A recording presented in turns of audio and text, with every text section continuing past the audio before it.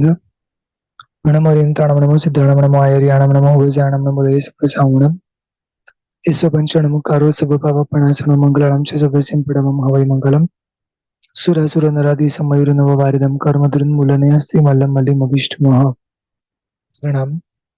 आप सर्वे खूब જ સુખશાતા માણસો, અનંત ઉપકારી, અનંત કલ્યાણને કરનારા તારક તીર્થંકરો આપણા સર્વ માટે અદ્ભુત એવા શાસનની સ્થાપના કરીને ગયા છે. શ્રી ભક્તામૃત સ્તોત્રના સ્વાધ્યાયમાં આપણે આગળ વધી રહ્યા છીએ. ગઈકાલે 30 ગાથા સુધી આપણે જોયું. હવે આગળ આજે જોવું છે ગાથા નંબર 31. અષ્ટપ્રાતિહાર્યમાંનું એક પ્રાતિહાર્ય છત્ર અને એ છત્રના પ્રાતિહાર્ય વિશેની આ એક ગાથા છે.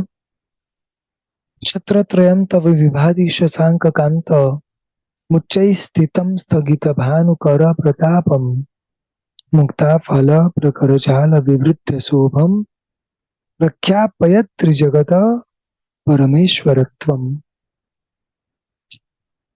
પ્રખ્યાપયત ત્રિજગત એટલે કે પ્રખ્યાત કરે છે ત્રણ જગતના પરમેશ્વરપણાને. આ ત્રણ છત્ર શું કામ કરે છે? તો કે આપ ત્રણ જગતના પરમેશ્વર છો એ રીતે આપને પ્રખ્યાત કરે છે. એટલે કે આ પરમાત્મા સામાન્ય નથી. ત્રણેય જગતની અંદર જેમનું સામ્રાજ્ય ફેલાયેલું છે, ત્રણેય જગતની અંદર જે વંદનીય છે, પૂજનીય છે, ત્રણેય જગતના સર્વશ્રેષ્ઠ સુખનું કારણ જે છે એ આ પરમાત્મા છે. ત્રણેય જગતના ભૂતકાળને ભવિષ્યને જોનારા, અનેક દુઃખ અને પીડાને સમજનારા આ પરમાત્મા છે અને ત્રણેય જગતના કલ્યાણને કરનારા છે. માટે આ ત્રણ છત્ર છે. એક એક લાઈન છે, એક પહેલી, બીજી અને ત્રીજી ત્રણેય લાઈનથી જુદી જુદી વાત કરે છે કે આપનું છત્ર કેવું છે. છત્રત્રય, ત્રણ છત્ર. છત્રત્રય એટલે ત્રણ છત્ર. તવ વિભાતિ, તમારું આ જે છત્રત્રય છે કેવું શોભે છે? કે શશાંક કાંત, ચંદ્ર જેવું મનોહર. ચંદ્રને જોવો ગમે. જો પ્રકાશ તો સૂર્ય પણ આપે છે, પણ સૂર્ય કરતા ચંદ્રને જોવો ગમે. ચંદ્ર શીતળતા આપે છે, ચંદ્ર સામે સહજતાએ જોઈ શકાય છે. રાઈટ? ઉપકારી તો સીધા પરમાત્મા પણ છે, પણ નજીકમાં શ્રી હરિયન પરમાત્મા છે. રાઈટ? એવી રીતે પરમાત્મા આ જગતમાં ઘણા ગુણવાન છે, ઘણા કેવડી છે, ઘણા ઉત્તમ જીવો છે, પરંતુ પ્રભુ આપના જેવા ગુણવાન બીજા કોઈ નથી. અને આપ શ્રેષ્ઠ છો તો આપના પાસે રહેલું આ જે છત્રત્રય એ પણ શ્રેષ્ઠ જ હોય ને. એટલે આપણું આ છત્રત્રય કેવું શોભે છે? તો કે ચંદ્રમા જેવું શોભે છે. પાછું આ છત્રત્રય કેવું છે? તો કે જે મુચ્ચૈ સ્થિતમ સ્થગિત ભાનુકર પ્રતાપમ. એટલે કે ઊંચું એટલું છે અને એને શું કર્યું છે? આ ઊંચે રહેલું છત્ર સ્થગિત ભાનુકર પ્રતાપમ, સ્થગિત કરી દીધો છે સૂર્યના કિરણનો પ્રતાપ. એટલે કે આપણી ભાષામાં કહીએ ને કે ઢાંકી દીધો છે. આજે હું છત્રી લઈને બેસી જાઉં, બરોબર છે, તો સૂર્યનો પ્રકાશ મને કઈ કરી ના શકે, વરસાદ મને કઈ કરી ના શકે. એટલે આ એવું છત્ર છે જેમણે આખા સૂર્યના કિરણોના પ્રતાપને ઢાંકી દીધો છે. સરળ ભાષામાં એવું કહેવા માંગે છે કે આ છત્ર થકી ગમે એવા લોકોના બાહ્ય તેજ, બાહ્ય પ્રતાપ વગેરે આપની સામે કશું ચાલતું નથી. આ છત્ર જેના મસ્તક પર છે એનું પુણ્ય, એનું તેજ એટલું બધું જોરદાર છે કે જેમ છત્ર થકી સૂર્યના પ્રકાશ ઝંકાય છે, એમ આપના થકી અન્ય લોકોના તેજ પણ ઢંકાઈ જાય છે. મુક્તા ફલ પ્રખર ઝાલ વિવૃદ્ધ શોભમ. મોતીના સમૂહની રચનાથી વધી છે શોભા જેની. પાછા આ છત્ર કેવા છે? ખાલી એમનેમ સુવર્ણના છત્ર નથી. વિશિષ્ટ પ્રકારના મોતીઓ એમાં જડેલા છે. અને એનાથી એ છત્રની શોભા ઓર વધી ગઈ છે.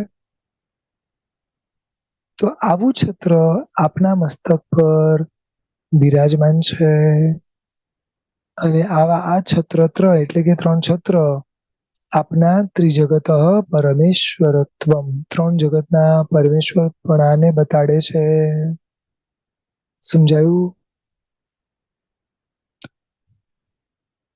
પ્રભુ 3 જગતના પરમેશ્વર છે. આવું આપણે બોલીએ છે. બરોબર ને? પ્રભુ 3 જગતના હિતને કરનારા છે, આવું આપણે બોલીએ છીએ. 3 જગતના નાથ છે, એવું આપણે બોલીએ છીએ. પરંતુ શું આપણને એવું લાગે છે? 3 જગતની અંદર મારો અને તમારો સમાવેશ થાય ખરી? થાય ને? તો પછી આ જગતમાં પ્રભુ જે કંઈ પણ કરે છે, રાઈટ, આ પ્રભુના જેટલા પણ વચનો છે, એ બધા જ વચનો આપણને માન્ય હોવા જોઈએ ને? પ્રભુએ જગતનું જે રૂપે જે સ્વરૂપ બતાવ્યું છે, એ સ્વરૂપ આપણે માનીએ છીએ? એક નક્કી કરજો કે આ ભૂમાં સમ્યક્ત્વ લઈને જવું છે. અને સમ્યક્ત્વ મેળવવા માટે સાચી રીતે, સારી રીતે પ્રભુને ઓળખીને જવું છે. ખાલી આ એક સેન્ટેન્સ બી માની લઈએ ને કે પ્રભુ 3 જગતના પરમેશ્વર છે, શ્રદ્ધાપૂર્વક જો આ સ્વીકાર પણ આવી જાય ને, તો બી સમ્યક્ત્વ આવી જાય. સમજાય છે? પરમ ઈશ્વર, આ જગતના સર્વશ્રેષ્ઠ સ્વામી પરમાત્મા છે. જો પરમાત્મા શ્રેષ્ઠ છે, તો પરમાત્માના વચનો શ્રેષ્ઠ છે. રાઈટ? જો પ્રભુ શ્રેષ્ઠ, પ્રભુના વચનો શ્રેષ્ઠ, તો પ્રભુએ જે સ્થાપેલું શાસન એ પણ સર્વશ્રેષ્ઠ છે. એટલે એક વ્યક્તિને શ્રેષ્ઠ માનવાથી કેટલી બધી બીજી વસ્તુઓને આપણે સહજતાએ ઉત્તમ માની લેશું. અને એ જે શ્રેષ્ઠ છે, એને શ્રેષ્ઠ માની લેવું, આ જ સમ્યક્ત્વ. પ્રભુએ જેને જે દ્રષ્ટિએ જોયું છે, એ દ્રષ્ટિએ જોઈ લેવું, આ જ સમ્યક્ત્વ. ખ્યાલ આવે છે? એટલે સરસ મજાની આ છત્રત્રયની ગાથા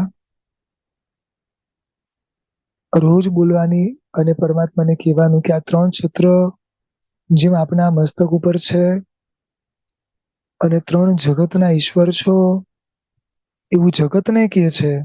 બરોબર ને? એ રીતે રોજ હું આપના 3 છત્ર જોઉં અને રોજ મને આપના પ્રત્યે અહોભાવ થાય કે મને કેવા પરમાત્મા મળ્યા, જેને દેવતાઓ પૂજે છે. સમજાયું? મને કેવા પરમાત્મા મળ્યા, જેને તિર્યંચો પૂજે છે, ચારે ગતિના જીવો પૂજે છે. આપણા જીવનમાં કોઈ મોટા પ્રોબ્લેમ્સ હોય, શરીરને લગતા કે ફાઈનાન્સને લગતા, ત્યારે અગર કોઈ શ્રેષ્ઠ ડોક્ટર મળી જાય, જે ડોક્ટર મોટા મોટા સેલિબ્રિટીની દવા કરતો હોય, અને એ આપડી દવા કરવા લાગે, તો કેવું લાગે કે મારી દવા કોણ કરે છે ખબર છે? સમજાયું? તો વિચારો કે તમને ને મને કેવા પરમાત્મા મળ્યા છે. સમજાય છે? ત્રણેય જગત જેને પૂજે છે, એવા પરમાત્મા તમને ને મને મળ્યા છે. એટલે બસ આ પ્રયત્ન કરજો. ગાથાઓના અર્થ સરળ છે, એટલે આપણે હવે આગળ વધીએ છીએ. આગળ વધતા પૂર્વે એના યંત્ર, રિદ્ધિ, મંત્ર વગેરે જોઈ લઈએ. શાવિકાબેન.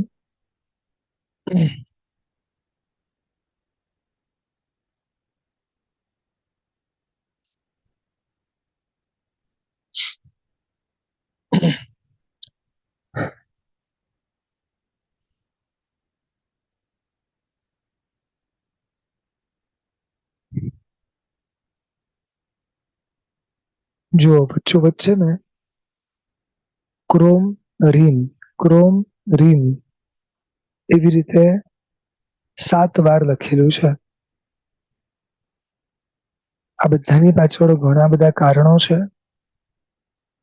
એની ઉપરની જે નેક્સ્ટ સ્ક્વેર છે એની અંદર બધે ગમ ગમ ગમ કરીને મંત્ર બીજ મુકાયેલો છે.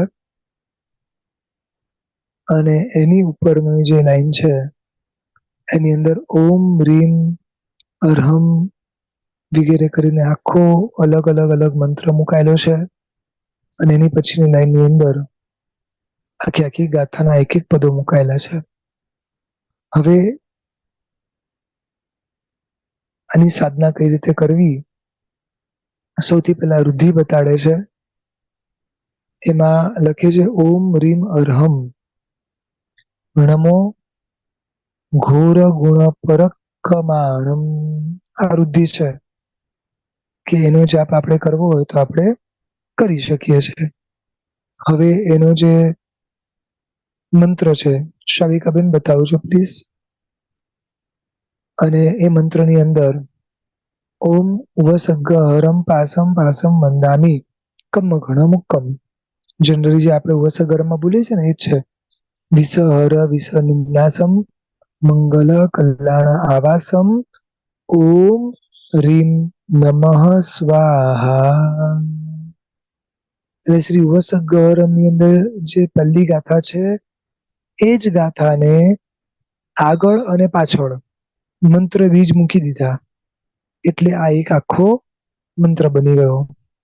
પૂર્વના કાળની અંદર આ બધા જ પદોને જુદી જુદી રીતે મંત્ર પદ સાથે જોડી અને એની સાધના થતી હતી. જોકે ઉવસગહરમ પણ એક વિશાળ મંત્રો અને યંત્રોથી ભરેલું છે. શ્રી ઉવસગહરમની અંદર આપણે આ વાત ઓલરેડી કરેલી છે. આ જાપ કરો તો એના થકી શું પ્રભાવ પડે તો એમાં સ્પષ્ટ લખ્યું છે કે આના થકી એટલે કે આ યંત્ર, આ સ્તોત્ર, આ જાપ વગેરે બધું જ તમે જેમ જેમ કરો તેમ તેમ દરેક લોકો તમને વશ થતા જાય. અને એમાં પણ સ્પેશિયલી છેક રાજા, મોટા મોટા રાજા મહારાજાઓ પણ આપણને વશ થઈ જાય. આટલી એની અંદર શક્તિ છે. આવો સરસ છત્રમ રહે છે અને આપણે વંદના કરીએ. અને હવે આગળના 32મા શ્લોકમાં પ્રવેશ કરીએ. હવે જે 32મો શ્લોક છે એ છે સુવર્ણના નવકમળનો. અહીંયાથી અમુક ગાથાઓ આપણામાં નથી પણ બીજામાં છે. આપણે હવે ડાયરેક્ટ 32મા નંબરની ગાથા સુવર્ણના નવકમળને બતાવતી. ઉન્નિદ્ર હેમ નવ પંકજ પુંજ કાંતિ પર્યુલ્લસન્નખ મયુખ શિખાભિરામૌ પાદૌ પદાનિ તવ યત્ર જીનેન્દ્ર દત્તઃ પદ્માનિ તત્ર વિબુધાઃ પરિકલ્પયન્તી. શું વાત કરે છે? હે પ્રભુ,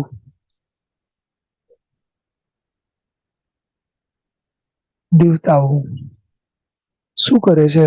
વિબુધાઃ પરિકલ્પયન્તી. દેવતાઓ રચના કરે છે. શેની? તો કે પદ્માની તત્ર. પદ્મ એટલે કમળ. દેવતાઓ કમળોની રચના કરે છે. આ કમળો શેના માટે રચે છે અને કેવા છે? હવે એની વાત કરે છે.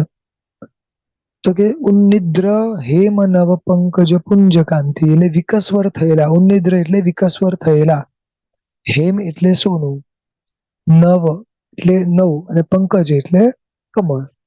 વિકસ્વર થયેલા સુવર્ણના નવ કમળના જે સમૂહની કાંતિ છે એટલે કે જે તેજ છે એટલે આ જે કમળો છે એ સામાન્ય નથી, ભલે સુવર્ણના છે પણ એમાંથી બી એટલું બધું આમ તેજ નીકળે છે. એવા અદ્ભુત સુવર્ણના નવ કમળની એ લોકો રચના કરે છે.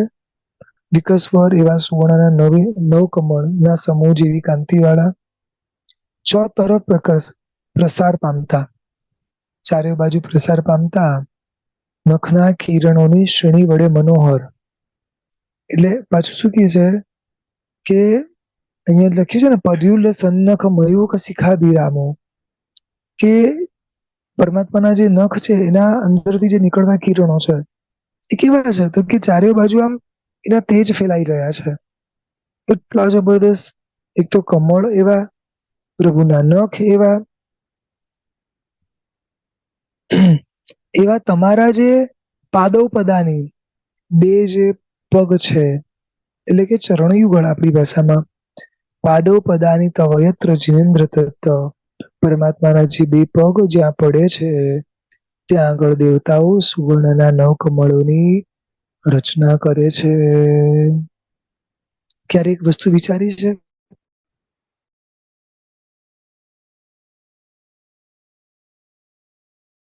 ઘણી બધી કમળને શ્રેષ્ઠ સ્થાન કેમ આપવામાં આવ્યું છે?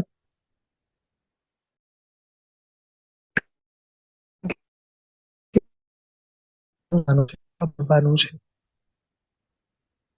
સંસારમાં રહીને પણ નિર્લેપ રહેવાનું છે, નિર્લેપ બનીને જીવવાનું છે.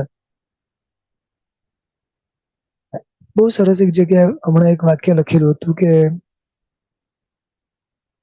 જેટલા કર્મ એટલે કે દુઃખ સહન કરશો એટલા અશુભ કર્મનો નાશ થશે, અને જેટલા સુખ ભોગવશો એટલા શુભ કર્મોનો નાશ થશે.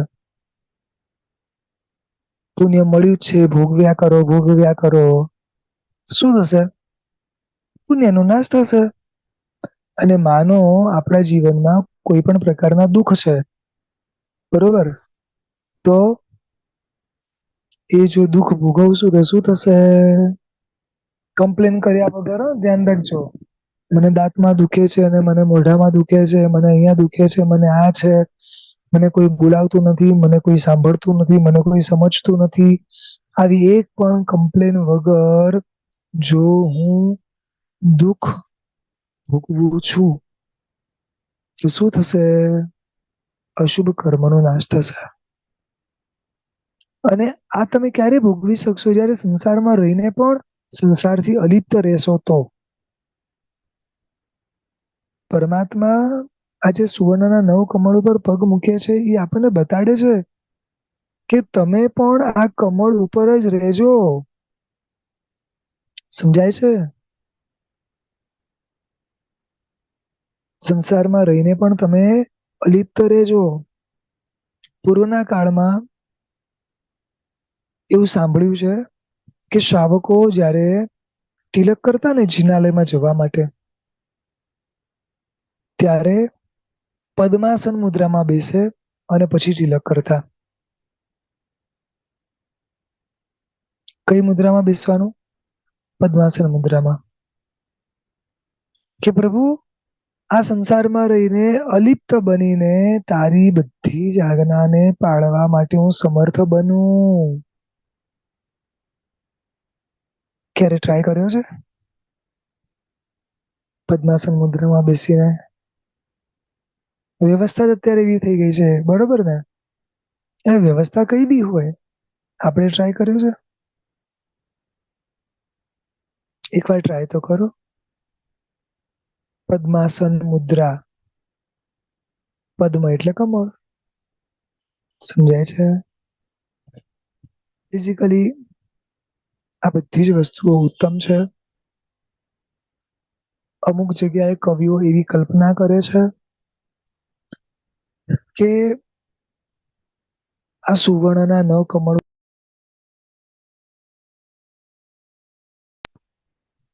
સુવર્ણના નવ કમળ ઉપર પ્રભુ કેમ પગ મૂકે છે? કેમ જમીન પર પગ નથી મૂકતા? તો એક કલ્પના છે માત્ર, કે આફ્ટર કેવ જ્ઞાન, પરમાત્માને જયારે કેવ જ્ઞાન થાય ને એટલે પરમાત્માનું તેજ એટલું બધું વધી જાય છે, એટલું બધું વધી જાય છે કે અગર જો પ્રભુ જમીન પર પગ મૂકે ને તો ખાડા પડી જાય. સમજાય છે? અગેન આઈ રિપીટ, આ એક અનુપ્રેક્ષા છે, પણ એ બી એક વિચારવા જેવું છે. અને સુવર્ણ એક એવી વસ્તુ છે, એટલી પ્યોર અને એટલી ઊંચી વસ્તુ છે કે ગમે એવા તેજને કે ગમે એવી વસ્તુને સ્વીકારી શકે છે. સમજાય છે?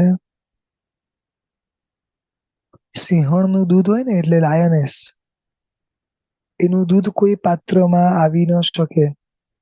એ માત્ર સોનાના પાત્રમાં જ ટકે, ખબર છે? બાકી કોઈ પણ પાત્રમાં તમે ગમે એટલું જાડું ચાંદીનું પાત્ર લઈને જાઓ ને, સમજાય છે, તો શું થાય? ફાટી જાય. સિંહણનું દૂધ બીજા કોઈ પણ પાત્રમાં તમે લેવા જાવ તો ફાટી જાય. પણ સુવર્ણનું એકદમ પતલું પાત્ર પણ લઈને જાઓ ને, તો પણ એમાં ટકે. કારણ કે એ સુવર્ણ છે. આ બધી જ વસ્તુ આપણને શીખવાડે છે, સુવર્ણ જેવા બનજો. સમજાયું? દરેક દોષોને ટકાવી શકવાના, આવી શક્તિ વાળા બનવાનું. આમ નાની નાની વસ્તુમાં તૂટી નહી પડવાનું. નાની નાની વસ્તુમાં રડવા નહી બેસવાનું. નાની નાની વસ્તુમાં દુઃખી નહી થવાનું. જે છૂટે છે, જે નથી થતું, એ બધું યોગ્ય જ થઈ રહ્યું છે. દરેક વસ્તુની પાછળના કારણો છે. સમજાય છે? અને પ્રભુ જેને છોડીને ગયા હોય ને, તો એ વસ્તુ શ્રેષ્ઠ હોય જ નહીં, એ તો નક્કી જ છે. સમજ્યા કે નહીં સમજ્યા હજી? પ્રભુ જે છોડીને ગયા એ બધું તુચ્છ જ છે. તુચ્છ હતું એટલે તો છોડ્યું છે. જે શ્રેષ્ઠ હતું એને પામવા ગયા છે. એટલે તુચ્છ વસ્તુઓની પાછળ ક્યારે રડવાનું, કરવાનું નહીં. સ્થિર રહેવાનું સુવર્ણની જેમ. પ્યોર બનવાનું. એક પણ કાટ નથી રાખતો સુવર્ણને. બોલો. મને યાદ છે, અમારે ત્યાં નાનપણમાં સુવર્ણની છાટ નાખતા, સોનાની છાટ નાખતા. સોનું અંદર વાટકીમાં લે, પાણી નાખે અને પછી એ સોના વાળું પાણી કરી અને બધા પર છાંટે. ક્યારેક કોઈનો ટાઈમનો પ્રોબ્લેમ હોય, કે અડાડ થઈ ગઈ હોય, કે કોઈ અશુભ મરણ પ્રસંગમાંથી પછી જે બી ક્લિયર થઈને આવ્યા હોય, એટલે સુવર્ણને કયા લેવલનું ગણે છે કે એના વાળું પાણી પણ, સુવર્ણ તો પવિત્ર છે જ, પણ એના વાળું પાણી પણ કેટલું પવિત્ર બની જાય છે. સમજાય છે? તો એ જ સુવર્ણ એમ કે છે કે ભાઈ, હું તો પ્રભુના પગના સ્થાને છું. હું આટલું પવિત્ર જો છું, અને આટલું પવિત્ર વસ્તુ પ્રભુના ચરણમાં છું, તો આ પ્રભુ કયા છે હવે સમજો. બાહ્ય જગત સુવર્ણ અને પવિત્ર માને, બાહ્ય જગત સુવર્ણ અને પૂજે, બાહ્ય જગત સુવર્ણને ભેગું કરવાના પ્રયત્ન કરે. બરોબર ને? એ જ સુવર્ણ આપણને એમ કે છે, એ સુવર્ણના નવકમળ, કે ભાઈ અમે તો પ્રભુના નીચે છીએ. અમારા કરતા ઉત્તમ કોણ છે આ જગતની અંદર? પરમાત્મા છે. સમજાયું? સરસ મજાની આ સુવર્ણના નવ કમળની રચનાઓ દરેકે દરેક તીર્થંકરના સમયે દેવતાઓ રચે છે. અદ્ભુત એ રચનાઓ હોય છે. ઘણી વાર કલ્પનામાં પણ મૂકીએ ને, તો આમ એવું લાગે કે કેવું દ્રશ્ય હશે. આમ કે આમ પ્રભુ ચાલતા હોય ને, એક એક એક સુવર્ણના નવ કમળોની રચના થતી હોય. સમજાય છે? આઈ વિશ આવું દ્રશ્ય જલ્દી જોવા મળે. સમજાય છે? ચાલો, એના હવે યંત્રને અને રિદ્ધિ મંત્રને જોઈ લઈએ.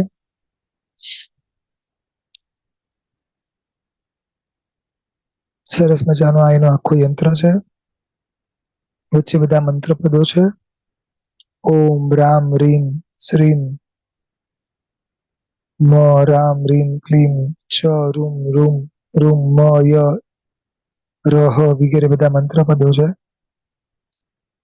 અને પાછા આખું એને ફરતું પણ બીજું એક આખું મંત્રપદ છે. દરેકની પાછળના જુદા જુદા કારણો છે. આ બધા જ યંત્રોની પૂજા ફરી ફરીને કહું છું, જ્યારે શ્રી ભક્તામર મહાસ્તોત્ર ની પૂજન હોય છે ત્યારે એની અંદર થતું હોય છે. ચાલો હવે એના રિદ્ધિ અને મંત્રને જોઈ લઈએ. ઓમ રીમ અરહમ અણમો વિપ્પો સહી પત્થાણમ. અને એનો જે મંત્ર છે, ઓમ રીમ શ્રીમ કલિકુંડ સ્વામીન આગચ્છ આગચ્છ આત્મ મંત્રાન આકર્ષય આકર્ષય આત્મ મંત્રાન રક્ષ રક્ષ પરમંત્રાન છિંદ છિંદ મમ સમિહિતમ સમિહિતમ કુરુ કુરુ સ્વાહા. આનો પ્રભાવ શું છે? તો સરળ ભાષામાં કહું તો ગોલ્ડ થી લઈને દરેક મોટા મોટા બિઝનેસોની અંદર સહજતાએ સફળતા અપાવવાની શક્તિ આની અંદર છે. પૂર્વના કાળના ગોલ્ડના વેપારીઓ આ યંત્રની સાધના કરતા, આ યંત્ર પોતાને ત્યાં રાખતા, આ સ્તોત્રનો જાપ કરતા. આ બધી સાધનાઓ પૂર્વના કાળમાં થતી. ઘણી વાર એવું બી છે કે લોકો સંસ્થાના સ્વાર્થે કરતા હોય તો સંસ્થાના સ્વાર્થે કોઈ બી વસ્તુ થાય તો એ વધુમાં વધુ થોડા ઘણા સમય સુધી પુણ્ય ઉપાર્જન કરાવી શકે. પરંતુ નિસ્વાર્થ ભાવે કરેલી વસ્તુઓ હોય તો આજ બધી વસ્તુઓ આગળ વધીને સુવર્ણ સિદ્ધિ આદિ મહાન સિદ્ધિઓ અપાવી શકે છે. ઘણી તાકાત છે આ બધાની. પણ એ બધું નિસ્વાર્થ ભાવે કરાયેલું હોય તો.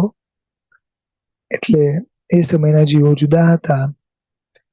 ચાલો હવે આગળ વધીએ છે. ગાથા નંબર 33.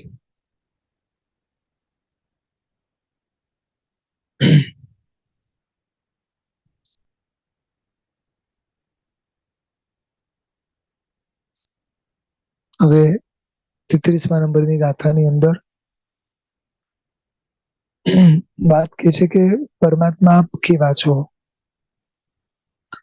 ઇત્થમ યથા તવ વિભૂતિરભુજ્જીનેન્દ્ર ધર્મોપદેશન વિધૌ ન તથા પરસ્ય યાદૃક પ્રભાદિન કૃતઃ પ્રહતાંધકારા તાદૃક કૃતો ગ્રહ ગણસ્ય વિકાસીનોપી. કે છે કે હે જીનેશ્વર, તમે જ્યારે ધર્મનો ઉપદેશ આપો છો, તમારા જેવો ધર્મનો ઉપદેશ આપવાની ખરેખર સાચું કહું કોઈની શક્તિ સમર્થતા છે જ નહીં. કારણ કે આટલી બધી આપદા સંપદા બીજા કોઈ વ્યક્તિની છે જ નહીં. બીજો કોઈ વ્યક્તિ અગર કદાચ આપવાનો પ્રયત્ન બી કરે ને તો બી તમારા જેવો ન આપી શકે.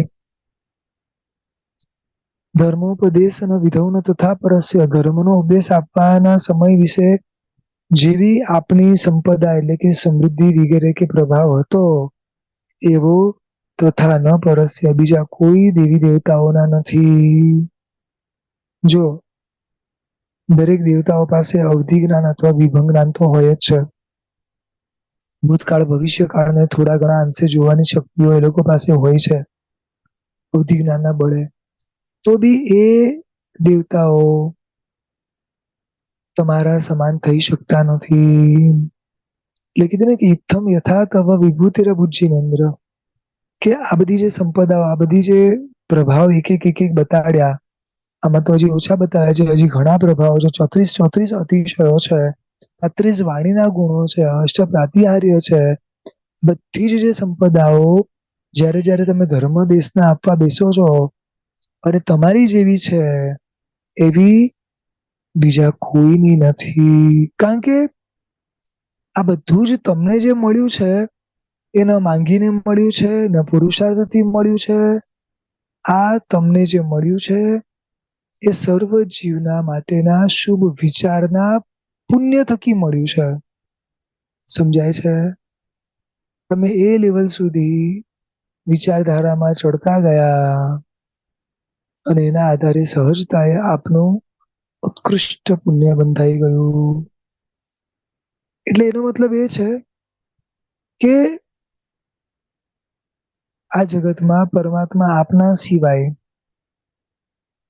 મોટા ભાગે જીવો સ્વાર્થમય જ રમી રહ્યા છે. કારણ કે સર્વજીવ માટે સહજતાએ સુખી કરવાનો વિચાર આવવો, તો એના માટે પોતાનો સ્વાર્થ ભાવ કેટલો ગૌણ કરી દેવો પડે, તો જ થઈ શકે ને. એટલે સહજતા એ વિચારીએ તો આપણા બધાના જીવનમાં સ્વાર્થ વૃત્તિ કેટલી બધી છે કે આપણને સર્વ જીવ, આખું વિશ્વ યાદ નથી આવતું. આવે છે? ખાતા સમય આવે છે? જ્યારે સરસ મજાની એસી ચાલુ કરી અને લાઈટ બંધ કરીને ઊંઘવા જશું, ત્યારે ખરેખર વિચાર આવે છે કે મારા શમણાના શમણી ભગવંતો કઈ રીતે સૂતા હશે આ ગરમીમાં. કેટલાય બિચારા કૂતરા વગેરે જીવો જેને આજે કદાચ ખાવાનું નહીં મળ્યું હોય, ભૂખ્યા, તરસ્યા, રોડ ઉપર, કચરાની વચ્ચે, ઘણા અવાજોની વચ્ચે, ઘણાની લાત ખાઈને, ઘણાની લાકડીઓ ખાઈને કેવી રીતે અત્યારે સુવાનો પ્રયત્ન કરતા હશે. કેટલાય જંગલમાં રહેલા પ્રાણીઓ ડરી ડરીને સૂતા હશે કે ક્યાંક કોઈ આવી જશે ને મારી નાખશે, ક્યાંક કોઈ આવી જશે ને મારી નાખશે. બિચારા માછલાઓ, ખાલી વિચાર તો કરો એક એક જીવોનો. આટલી સરસ આમ આપણે 50,000 લાખ રૂપિયાની બેડ ને ગાદીઓ નખાવી છે શાંતિથી સુવા માટે. આમાંથી કયો જીવ શાંતિથી સૂઈ શકે છે એમ તો કહો. એકચ્યુઅલી એટલે જ મને સર્વજીવો દેખાતા નથી. શરીરનો રાગ એટલો બધો વધી ગયો છે કે બીજા જીવની કરુણા થતી નથી. સમજાય છે? જ્યાં સુધી જીવ પોતાના સ્વાર્થમાં ડૂબેલો હશે, ત્યાં સુધી એને પરજીવના દુઃખ દેખાશે નહીં. એક પ્રયાસ કરજો, કોઈ પણ એક ક્રિયા કરતા ખાલી પ્રયાસ કરજો કે આ વસ્તુ આ જગતમાં કોને કઈ રીતે મળી હશે કે નહીં મળી હોય. આંખમાં દેખાવાનું ઓછું થયું તો ચશ્મા પહેરી લીધા. બીજા કેટલાય જીવો છે બિચારાને આંખમાં દેખાવાનું એને પ્રોબ્લેમ થાય છે. શું એની પાસે છે શક્તિ ચશ્મા બનાવવાની? કોઈ કૂતરાને જોયું ચશ્મા પહેરેલો? જીવન જ બિચારાના એટલા ટૂંકા છે. ખાલી કરુણા ભાવની અહીંયા વાત કરવા બેસો ને તો આપણી આખી રાત ઓછી પડે. એટલી અલગ અલગ દ્રષ્ટિઓથી આ એક એક જીવો માટે કરુણા ઊભી કરવાની છે. જેટલી તાકાત હોય એટલી ઊભી કરો. આ પ્રભુ ઊભા કરી શક્યા એટલે જ એ પ્રભુ બની શક્યા, એટલે જ આ બધી સંપદાઓ એમને મળી શકી છે.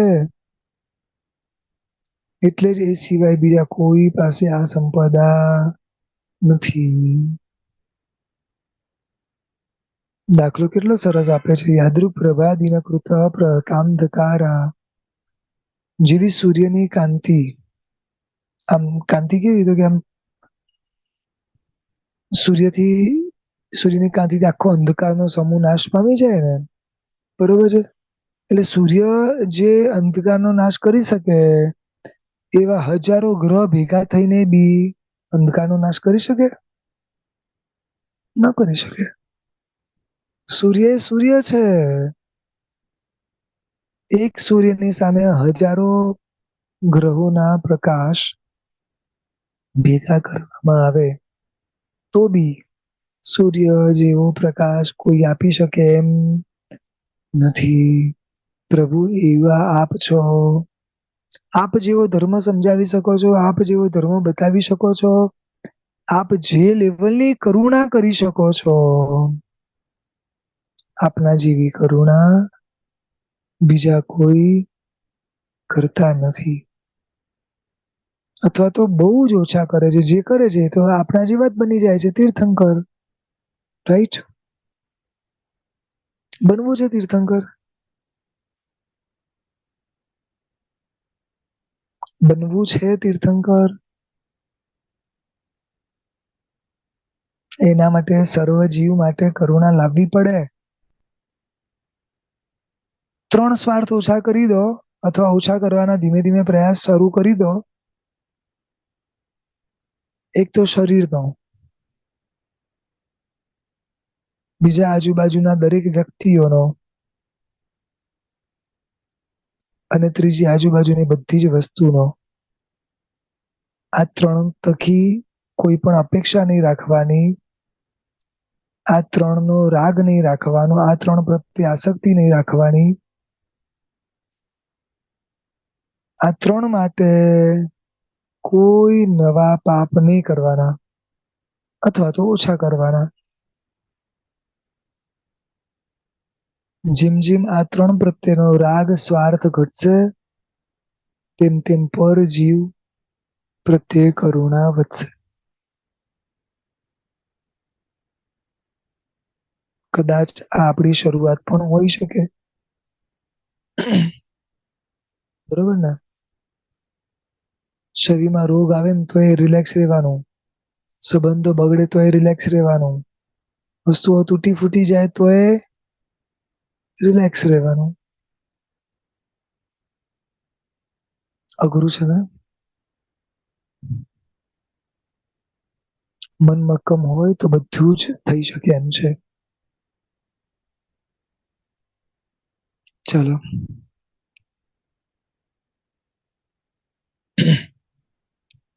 આ ગાથાના યંત્રને મંત્રને જોઈ લઈએ.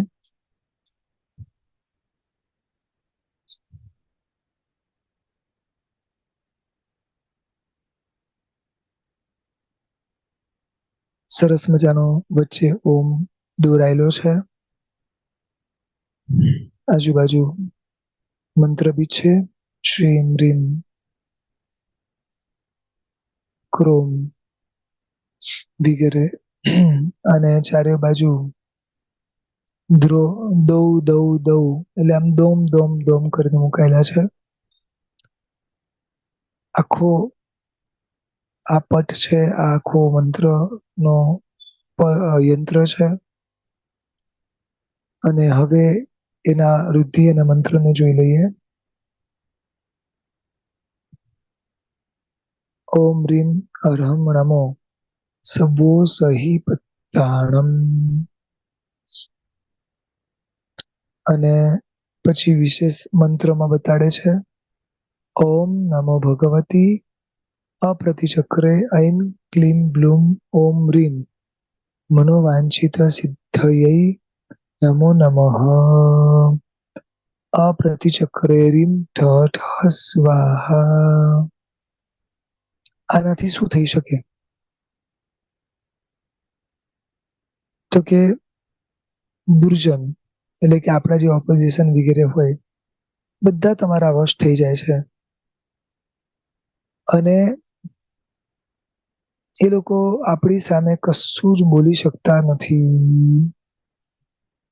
અને હજી આગળ વધીને કહું તો આપણી પાસે બોલવાની વાચા શક્તિ એવી વધે છે કે આપણે બોલીએ અને લોકોને ગમે. કીર્તિ ફેલાય છે, યશ ફેલાય છે, વગેરે વગેરે આના પ્રભાવ છે. આ ગાથા, આ યંત્ર, આ મંત્ર, આ રિદ્ધિ, આ બધાની સાધનાથી આ સહજતા પ્રાપ્ત થાય છે. બેઝિકલી તમારું આદિય નામ કર્મ, યશ નામ કર્મ આના થકી સહજતા વધી જાય છે. ચાલો હવે હજી ગાથા તરફ આગળ વધીએ. ગાથા નંબર 34, 34મા નંબરની ગાથા છે. જુદા જુદા પ્રકારના ભય પૂર્વના કાળમાં જે હતા એ ભયની વાત કરે છે કે પ્રભુ, જે વ્યક્તિ આપનું સ્મરણ કરે, આપને યાદ કરે, આપની ભક્તિ કરે, એને આ જગતમાં કોઈ પણ પ્રકારના ભય થતા નથી, લાગતા નથી. એમાં સૌથી પહેલા અને સૌથી મોટો ભય અહીંયા બતાડે છે હાથીનો ભય. પૂર્વના કાળની અંદર હાથીઓ ઘણીવાર ગાંડા થઈ જતા, ઘણીવાર હેરાન કરતા, અમુક લોકોને માર પણ મારતા. તો એની વાત કરે છે. ચ્યોતન મદા વિલ વિલોલ કપોલ મૂલ મત્ત ભ્રમદ ભ્રમરનાદ વિવૃદ્ધ કોપમ ઐરાવતા ભમિભમુદ્ધતમાપતંતમ દૃષ્ટ્વા ભયમ ભવતિનો ભવદાશ્રિતાનામ. બહુ સરસ વાત કરે છે.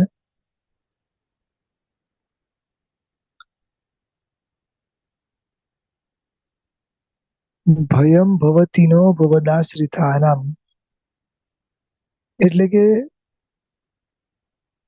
આપના આશ્રિતોને, આપના જે આશ્રિતો છે, જે આપની ભક્તિ કરે છે, હરિન પરમાત્માની વાત કરે છે, શ્રી આદિનાથ પરમાત્માની વાત કરે છે કે જે પણ વ્યક્તિ પરમાત્મા આપની ભક્તિ કરે છે, આપને આશ્રયને રહેલા છે, એ હાથીને જોઈને ભય પામતા નથી. અત્યારે તો કેવી હાલત છે ખબર છે? કીડા મકોડાને જોઈને અથવા તો કોકરોચને જોઈને કે ગરોળીને જોઈને ભય થાય છે. ભય નામની સંજ્ઞા ક્યારે મજબૂત બને? કોઈ પણ પ્રકારનો સ્વાર્થ હોય તો. અને આ ભય નામના સંસ્કારોને તોડવા માટે શુભ ભાવ નામનો ધર્મ બતાડ્યો છે. સમજાય છે? શ્રદ્ધા જેટલી વધારે એટલો ભય ઓછો. તો તમારા જે આશ્રિતો છે એને તો તમારા પર મજબૂત શ્રદ્ધા છે. પ્રભુ છે ને, કઈ જ નહીં થાય મને. અથવા જે થશે એની નજર સામે થશે. કેવડીના જ્ઞાનમાં તો બધું જ ઓપન છે. એટલે પ્રભુના દેખતા થઈ રહ્યું છે બધું. એટલે મને કોઈ ટેન્શન નથી. કારણ કે જે વસ્તુ પ્રભુ જોઈ શકતા હોય તો દેટ મીન્સ સમવેર મારા માટે યોગ્ય હશે. સમજાય છે? તો અહીંયા આખા હાથીનું વર્ણન કરે છે કે હાથી કેવો છે? તો કે શ્યોતન મદા વિલ વિલોલ કપોલ મૂલ.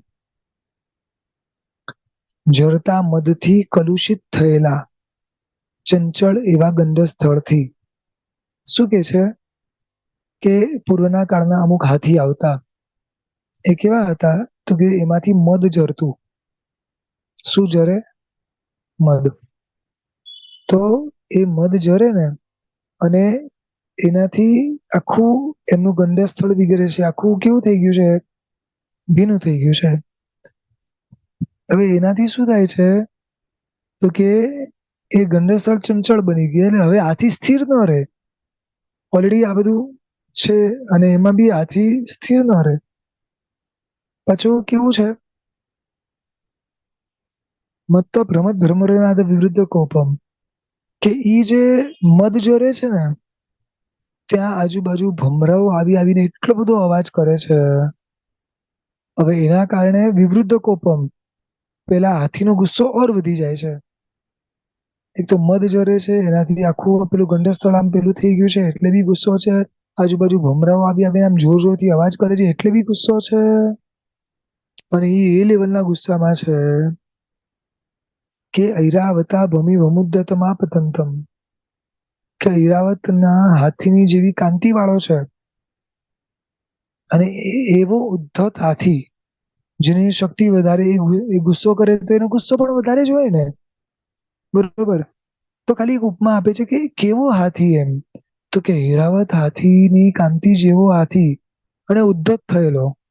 આવો ઉદ્ધત થયેલો હાથી આમ જાણે સામેથી દોડીને આવતો હોય તો એમ કે છે કે દ્રષ્ટવા ભયમ, એને જોઈને બીજા બધા જ આમ તેમ ભાગી જાય, પરંતુ જે તમને આશયને રહેલા છે એ ભય પામતા નથી. બોલો, આપણી આજુબાજુ તો હાથી જ નથી, એટલે કોઈ ડર ખરી? સમજાય છે? પૂર્વના કાળમાં હાથી હતા, અત્યારે ક્યાં છે? અત્યારે હાથી એટલે શું સમજવાનું ખબર છે? અપમાન. શું? અપમાન. દરેક પ્રસંગમાં, દરેક વ્યવહારમાં આપણને યોગ્ય માન સન્માન મળે એવું જરૂરી નથી. બધું જ સારા કરતા હોઈએ છતાંય તમને માન સન્માન મળે એવું જરૂરી નથી. સમજ્યા છે? પણ ઘણી વાર એવું જ બને છે કે આપણે બધું જ સારું કરીએ, કશું ખોટું ના કરીએ, છતાં પણ વર્તમાન દ્રષ્ટિએ આપણી એક પણ ભૂલ ના દેખાય અને આપણે અપમાનિત થઈ જઈએ છીએ, આપણું ઇન્સલ્ટ થાય છે, આપણું અપમાન થાય છે. હવે આ જે અપમાનનું વાવાઝોડું આવ્યું ને, સમજાયું? એ સમયે આપણે શાંત રહેવાનું છે. અપમાનનું વાવાઝોડું એટલે જ હાથી, સમજાયું? અને એ હાથીનું ઝુંડ જયારે આવે ત્યારે પ્રભુના શરણે જતું રહેવાનું, પ્રભુનું નામ કન્ટિન્યુ બોલવાનું. એક પણ અપમાનની અસર આપણને થવી જોઈએ નહીં. જેને જે યોગ્ય લાગે એ ભલે બોલે. દરેકની પોતાની વિચારધારા છે. એટલે આ રીતે કરીને જો આપણે વિચાર કરીએ તો આપણને પણ પ્રભુ મળી શકે. સમજાય છે? અને પ્રભુ જે દિવસે મળ્યા પછી હાથી હોય કે કોઈ બી હોય, કોઈ ફરક પડતો નથી. એટલે સરસ મજાની આ ગાથા છે કે કોઈને પણ આવું થતું નથી. અને સાચું કહું તો આજના કાળના પણ આવા અનેક દાખલાઓ આપણે ત્યાં આજુબાજુ ઘણી વાર શમન શમણી ભગવાન પાસેથી જાણવા મળશે. હાથીથી લઈને આ તો કઈ નથી, હજી બીજા ઘણા જંગલી પ્રાણીઓ કોઈને કશું કરતા નથી, કોઈને ક્યાંય અડતા નથી. એટલે એ લોકો બી સમજે છે, એ લોકો બી જુએ છે આપણા વિચારોને, આપણા વ્યવહારોને થોડા ઘણા સમજી લે છે, પારખી લે છે. એટલે બસ આપણે પ્રભુના સાનિધ્યમાં રહેવાનું, આના ઉપરથી એટલો સરળ અર્થ નીકળે છે. ચાલો હવે એના યંત્ર અને મંત્રને જોઈ લઈએ.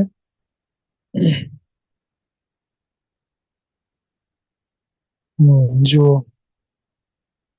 તલવાર બતાવી છે આખી. તલવારના આકારની અંદર ત્યાં આગળ આખો જાપ લખેલો છે. એ આખો જાપ અહીંયા બોલવાનો છે. એ સિવાય બી ચારે બાજુ ડે ડે ડે કરીને મૂકેલું છે. હવે આના રૂધિ અને મંત્રને જોઈ લઈએ.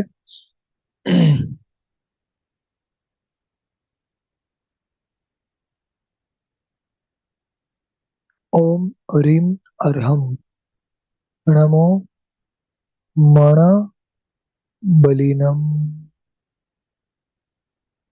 ઓમ નમો ભગવતે અષ્ટામહાનાગ કુલોચ્ચાટીની કાલ દષ્ટ મૃતકોત્થાપિની પર મંત્ર પ્રણાશિની દેવી શાસન દેવતે રીમ નમો નમઃ સ્વાહા.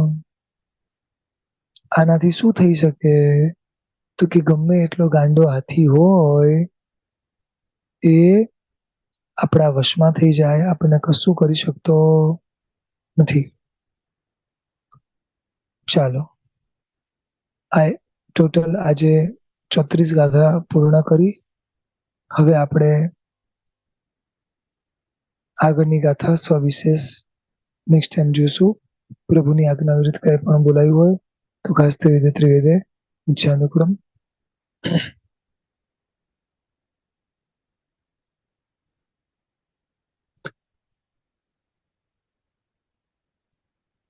પ્રભુ હું તને ભૂલી જાઉં તો પ્રભુ તો મને સંભાળજે. પ્રભુ હું કદી ડૂબી જાઉં તો પ્રભુ તો મને ઉગારજે. હું વસ્યો છું રાગ મારે, તું વસે વૈરાગ્યમાં. આ રાગમાં ડૂબેલને ભવ પાર તું ઉતારજે. સંસારમાં ડૂબેલને ભવ પાર તું ઉતારજે. પ્રણામ સર્વે, તમારે જો ખૂબ ખૂબ શુભ